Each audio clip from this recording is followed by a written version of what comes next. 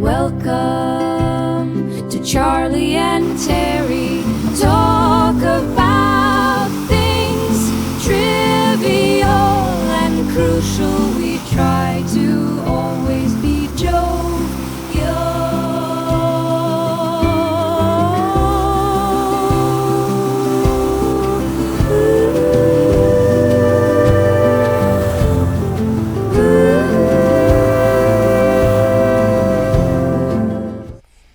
Well, good morning. It's afternoon, actually. We're back with another Charlie and Terry Talks. And what did we say about this? Well, it's the podcast that even our wives won't watch. Yeah, that's true. Anyhow, we're back on the subject of a little American history. Actually, after we talked after our last thing on Florida history, we moved up the coast a bit, and you mentioned James Oglethorpe and the founding of the Georgia colony. And I would say I hadn't thought about that really since eighth grade. Maybe it was eighth grade history. Maybe it was before that. So. Well, I hadn't thought about it since last week. Actually. Oh, okay. Well, good for you, because I can't even remember eighth grade. At my age, I don't even know if I must have gone through eighth grade. But anyhow, I can hardly remember that. But it's kind of an interesting topic, and we've both been to Savannah, and that's where Oglethorpe first founded his colony in 1732. 1733. The charter was issued in 1732, but the actual founding was in February of 1733. That's when they got there. All right. Well, that makes sense. And it was on the ship Anne. Right. And I read, I had to use my AI to get some information because I didn't remember anything. So I got some notes here. Okay, well that's okay. You can have notes. Yeah. So anyway, and then I went to Wikipedia. But it was kind of interesting. Which is not always correct. I found a couple of mistakes in Wikipedia. Yeah, but you can go in and fix them. Did you do that? No, I don't bother. All right. Well, anyway, we've both been to Savannah and we liked it, and it's kind of an interesting place with some charm and history, and turned into be a major port city in the United States. I think it's the fourth busiest port in something like that. On the eastern seaboard. On the east? Just on the east, not I the believe whole so. country? I believe so, yes.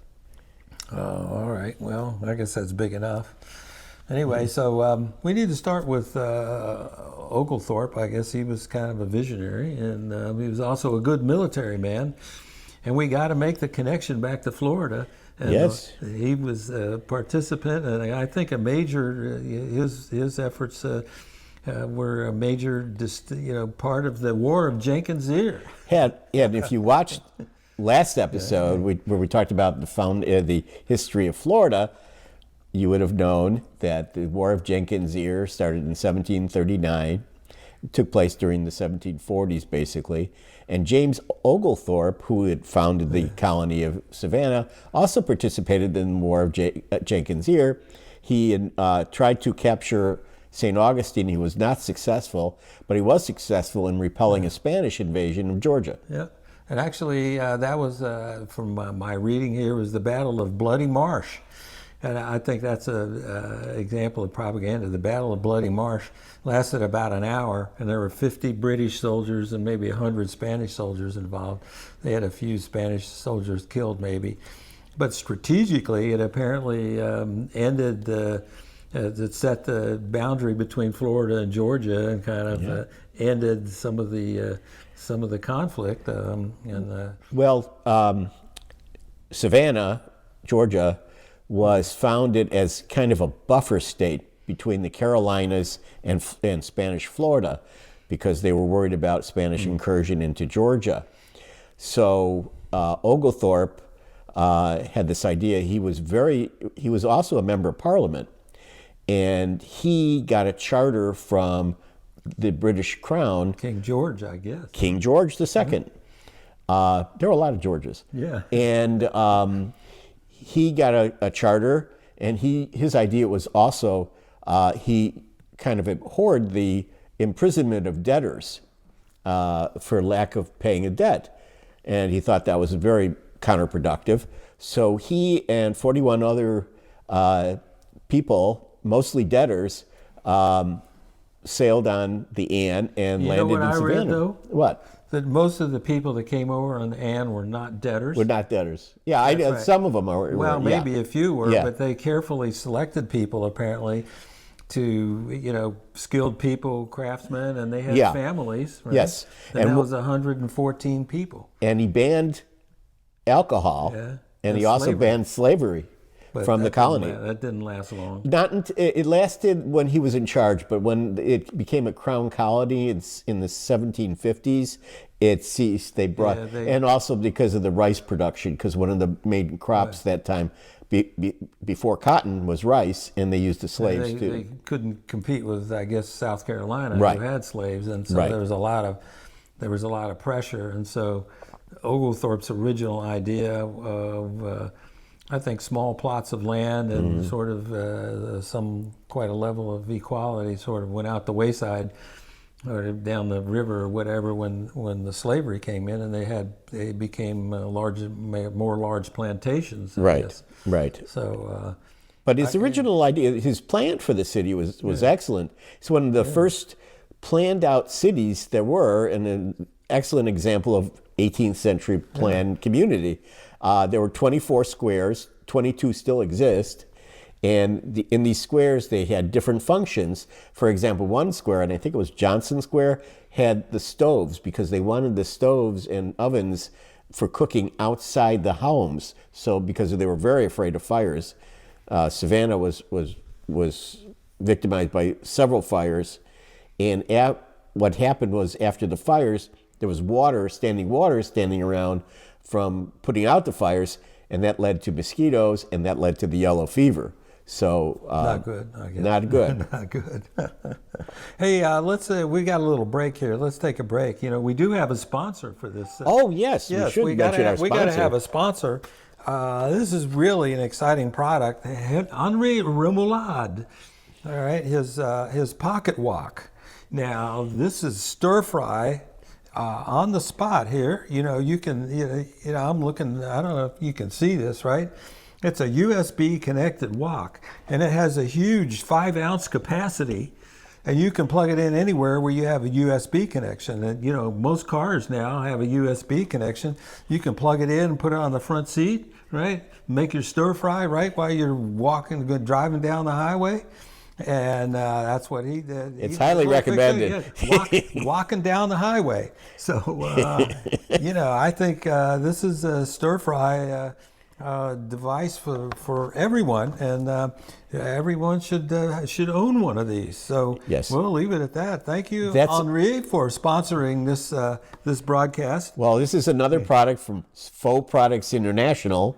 Just remember our slogan, if it isn't faux, it may be real, but this is definitely faux. Oh, you don't. I don't want to. We don't want any calls. You're giving it away. Yeah. I don't know. I think we have to do a disclaimer because I think I'm going to cut this out of the broadcast. I don't know about that. I don't want calls ordering this. No, I don't think so.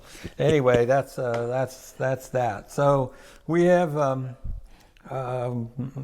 Maybe a little bit more to add on this, because I'm kind of wondering what would possess people if they weren't really debtors or some other problem to get out of England. And I think a lot of things were going on. That was the beginning of the Industrial Revolution, right? Correct. At that period of time, and there was a lot of movement, I guess. A lot of people were displaced. People being displaced. Yes. And, some kinds of economic difficulties overall. Especially artisans and craftsmen were being displaced by the factory system. Also, land was being enclosed because of wool production. So a lot of people were displaced. But Oglethorpe was ahead of his time in terms of experimental agriculture. He had several plots of land in Savannah, and then they will tell you about it, where Oglethorpe tried experimenting with different crops and hybrids. Yeah, but that doesn't explain why people left on the first place to get on that boat. And actually, they had quite a few more people, I think, in the first few years come over after that boat came over. Yes, actually, in the original settlement landed, and landed in Savannah in February 12th, I believe, 1733. In July of that year, 1733, several Jews from, basically they were Sephardic Jews from London, came over, and they were seeking refuge, and Oglethorpe welcomed them. And there was another religious group too. I don't remember Salzburg. I don't know what. Well, there were dissenters. Basically, there were dissenters from the Church of England. There were a lot of people who did not want the formalized Church of England, so they came over, and they were welcome too. Anybody who could contribute. Contribute was welcomed by Oglethorpe, and it became a very successful colony. Yeah, actually, it's kind of amazing, and Savannah still today is a beautiful place. I think much of the credit goes to Oglethorpe for his vision, and he was an accomplished guy, a military man who protected the British colonies from Florida, but I mean from the Spanish, who were apparently pretty weak by then. Yeah. That was one little teeny battle, but nonetheless, he did his job, and he also established Fort Frederica. Did you visit that? Yes, we did. I thought that was an interesting place too. There. Another thing, why Georgia was so successful and Savannah was so successful, is when Oglethorpe came and landed, he established very good relationships with the Indians, natural Native Americans that were there, the Yamacraws, and their chief Tamoshishi. Say that again. I don't know how yet. Tamoshishi. And Oglethorpe became very good friends. There were actually two English traders there, a man and wife, who acted as interpreters. And they established very good relationships with the Native Americans there. They were great friends. The colony thrived, unlike some colonies, like New England, which had conflicts with the Native Americans. Georgia was an exception, and they thrived. The colonies thrived. Yeah, so there's a good example there. So, you're a fan of the Leidy Awards. Yes. And I think that in your estimation, James Oglethorpe deserves a posthumous award of the. Well, he lived a long time. He was born in 1696, and died in 1785. So he had a long life. Well, and but he didn't die in Georgia either. No, he didn't. didn't. He got disappointed because they changed. They changed to a royal. So he left and he went back to England. He lost his military commission in England, and supposedly the word was that he went to fight in some of the German states for a while, and then came back to England. I didn't know that. Anyways, so for his contribution to the now state of Georgia and the United States, we award James Oglethorpe with the famous Leidy Award. Yes, absolutely. Not everybody gets a Leidy. No, very few people do, as a matter of fact. That's right. That's what makes it special. Well, it should be special. Do you have anything to add on that? Yeah, let's. We've both been to Savannah. It's a very interesting city to see. I did a ghost tour at night. It was led by a very interesting. Yeah. Well, not a ghost. No, he wanted to get paid. Ghosts told him want to get paid, but he was very good in telling the stories. And he told one story. There's a CVS in the historic district, and it was called the Haunted CVS. And he told the story that when it opened for a while, at a certain time late at night, it was open until midnight. At a certain time at night, all the shelves emptied by themselves. The things flew off the shelves. So, did they actually fly, or did they fly well, on the floor? They came on the floor. They were on the floor. Okay. So, I was always imagining, how the manager called up corporate and said, "Hey, guys, the stuff keeps on. We have a problem here. The stuff keeps flying off the shelves." And the corporate guy was, well, great, that's terrific. And the guy says, no, you don't understand. These things are flying off the shelves. So they actually did, I don't know if it's because of this or this was all phony, but they said that they actually shortened the hours and they closed at 8 o'clock from then, not midnight. And stuff never flew off the shelves again? Apparently not. Apparently not. Okay. On that note, I think we better end this while we still have some sanity. Anyhow,